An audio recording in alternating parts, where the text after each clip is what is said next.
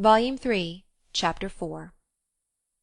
A very few days had passed after this adventure, when Harriet came one morning to Emma with a small parcel in her hand, and after sitting down and hesitating, thus began. "Miss Woodhouse, if you are at leisure, I have something that I should like to tell you, a sort of confession to make, and then, you know, it will be all over." Emma was a good deal surprised, but begged her to speak. There was a seriousness in Harriet's manner which prepared her, quite as much as her words, for something more than ordinary. "It is my duty, and I am sure it is my wish," she continued, "to have no reserves with you on this subject.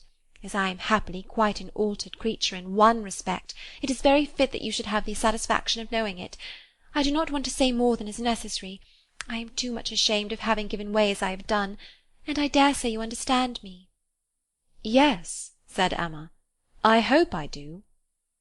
"How could I so long a time be fancying myself—" cried Harriet warmly.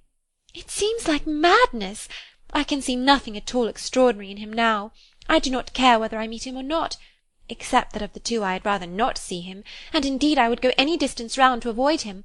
But I do not envy his wife in the least. I neither admire her nor envy her, as I have done. She is very charming, I dare say, and all that, but I think her very ill-tempered and disagreeable. I shall never forget her look the other night. However, I assure you, Miss Woodhouse, I wish her no evil. No, let them be ever so happy together, it will not give me another moment's pang.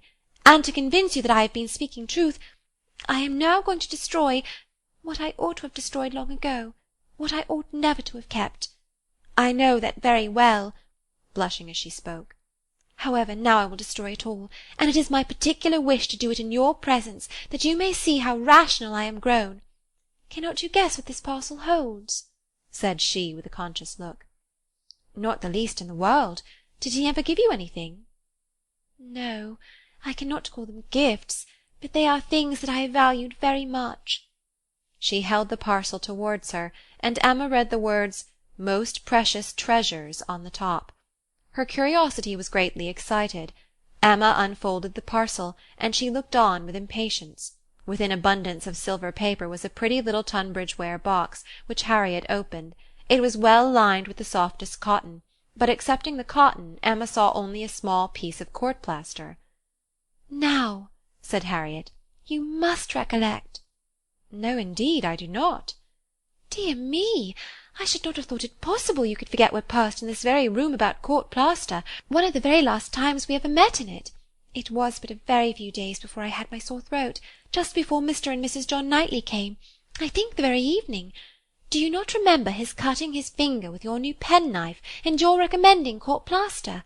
But as you had none about you, and knew I had, you desired me to supply him, and so I took out mine and cut him a piece, but it was a great deal too large, and he cut it smaller, and kept playing some time with what was left, before he gave it back to me. And so then, in my nonsense, I could not help making a treasure of it. So I put it by never to be used, and looked at it now and then as a great treat." "My dearest Harriet," cried Emma, putting her hand before her face and jumping up, "you make me more ashamed of myself than I can bear. Remember it? Ay, I remember it all now, all except your saving this relic. I knew nothing of that till this moment. But he cutting a finger, and my recommending court-plaster, and saying I had none about me. Oh, my sins, my sins! And I had plenty all the while in my pocket. One of my senseless tricks. I deserve to be under a continual blush all the rest of my life. Well," sitting down again, "go on. What else?" "And had you really some at hand yourself? I am sure I never suspected it, you did it so naturally." "And so you actually put this piece of court-plaster by for his sake?" said Emma, recovering from her state of shame, and feeling divided between wonder and amusement. And secretly she added to herself, "Lord bless me, when should I ever have thought of putting by in cotton a piece of court-plaster that Frank Churchill had been pulling about? I never was equal to this." "Here," resumed Harriet, turning to her box again, "here is something still more valuable, I mean that has been more valuable, because this is what really once did belong to him, which the court-plaster never did." Emma was quite eager to see this superior treasure. It was the end of an old pencil, the part without any lead. "This was really his," said Harriet. "Do not you remember one morning? No, I dare say you do not. But one morning, I forget exactly the day, but perhaps it was the Tuesday or Wednesday before that evening, he wanted to make a memorandum in his pocket-book. It was about spruce beer. Mr. Knightley had been telling him something about brewing spruce beer, and he wanted to put it down, but when he took out his pencil, there was so little lead that he soon cut it all away, and it would not do, so you lent him another, and this was left upon the table as good for nothing. But I kept my eye on it, and as soon as I dared, caught it up, and never parted with it again from that moment." "I do remember it," cried Emma.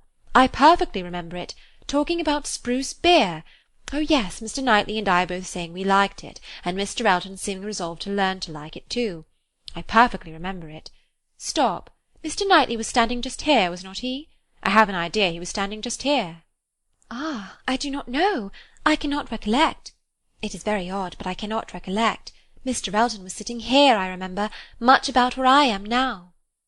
"Well, go on." "Oh, that's all. I have nothing more to show you or to say, except that I am now going to throw them both behind the fire, and I wish you to see me do it." "My poor dear Harriet! And have you actually found happiness in treasuring up these things?" "Yes, simpleton as I was, but I am quite ashamed of it now, and wish I could forget as easily as I can burn them. It was very wrong of me, you know, to keep any remembrances after he was married. I knew it was, but had not resolution enough to part with them." "But, Harriet, is it necessary to burn the court plaster? I have not a word to say for the bit of old pencil, but the court plaster might be useful." "I shall be happier to burn it," replied Harriet. "It has a disagreeable look to me. I must get rid of everything. There it goes, and there is an end, thank heaven, of Mr. Elton." "And when," thought Emma, "will there be a beginning of Mr. Churchill?" She had soon afterwards reason to believe that the beginning was already made, and could not but hope that the gipsy, though she had told no fortune, might be proved to have made Harriet's.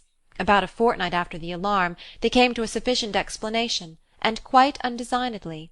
Emma was not thinking of it at the moment, which made the information she received more valuable. She merely said, in the course of some trivial chat, "Well, Harriet, whenever you marry I would advise you to do so and so," and thought no more of it, till after a minute's silence she heard Harriet say in a very serious tone, "I shall never marry." Emma then looked up, and immediately saw how it was, and after a moment's debate as to whether it should pass unnoticed or not, replied, "Never marry? This is a new resolution." "It is one that I shall never change, however." After another short hesitation, I hope it does not in compliment to Mr. Elton." "Mr. Elton, indeed!" cried Harriet indignantly. "Oh, no!" and Emma could just catch the words. "So superior to Mr. Elton." She then took a longer time for consideration. Should she proceed no farther? Should she let it pass, and seem to suspect nothing? Perhaps Harriet might think her cold or angry if she did, or perhaps if she were totally silent, it might only drive Harriet into asking her to hear too much. And against anything like such an unreserve as had been, such an open and frequent discussion of hopes and chances, she was perfectly resolved. She believed it would be wiser for her to say and know at once, all that she meant to say and know. Plain dealing was always best. She had previously determined how far she would proceed on any application of the sort, and it would be safer for both to have the judicious law of her own brain laid down with speed. She was decided, and thus spoke. "Harriet, I will not affect to be in doubt of your meaning. Your resolution, or rather your expectation of never marrying, results from an idea that the person whom you might prefer would be too greatly your superior in situation to think of you. Is not it so?" "Oh, Miss Woodhouse, believe me, I have not the presumption to suppose, indeed I am not so mad, but it is a pleasure to me to admire him at a distance, and to think of his infinite superiority to all the rest of the world, with the gratitude, wonder, and veneration which are so proper, in me especially." "I am not at all surprised at you, Harriet. The service he rendered you was enough to warm your heart." "Service! Oh, it was such an inexpressible obligation! The very recollection of it, and all that I felt at the time, when I saw him coming, his noble look, and my wretchedness before, such a change, in one moment such a change, from perfect misery to perfect happiness." "It is very natural. It is natural, and it is honourable. Yes, Honourable, I think, to choose so well and so gratefully. But that it will be a fortunate preference is more than I can promise. I do not advise you to give way to it, Harriet. I do not by any means engage for its being returned. Consider what you are about. Perhaps it will be wisest in you to check your feelings while you can. At any rate, do not let them carry you far, unless you are persuaded of his liking you. Be observant of him. Let his behaviour be the guide of your sensations. I give you this caution now, because I shall never speak to you again on the subject. I am determined against all interference. Henceforward I know nothing of the matter. Let no name ever pass our lips. We were very wrong before. We will be cautious now. He is your superior, no doubt, and there do seem objections and obstacles of a very serious nature. But yet, Harriet, more wonderful things have taken place. There have been matches of greater disparity. But take care of yourself. I would not have you too sanguine, though, however it may end, be assured your raising your thoughts to him is a mark of good taste which I shall always know how to value. Harriet kissed her hand in silent and submissive gratitude. Emma was very decided in thinking such an attachment no bad thing for her friend. Its tendency would be to raise and refine her mind, and it must be saving her from the danger of degradation. End of Chapter 4.